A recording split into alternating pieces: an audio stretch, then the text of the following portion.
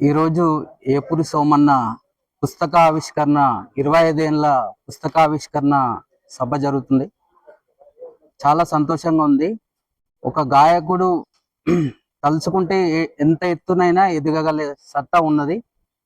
ఏపూరి సోమన్న అంటే పాట అంటే ఏపూరి సోమన్న.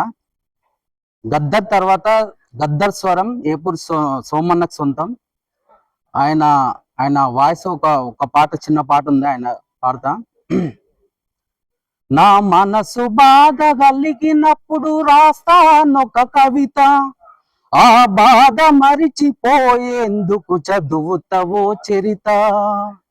గుండె గాయాలన గేయంగా కైకట్టి పాడుతాం, శ్రమజీవుల సంగీత సరిగమలై ఆడుతాం.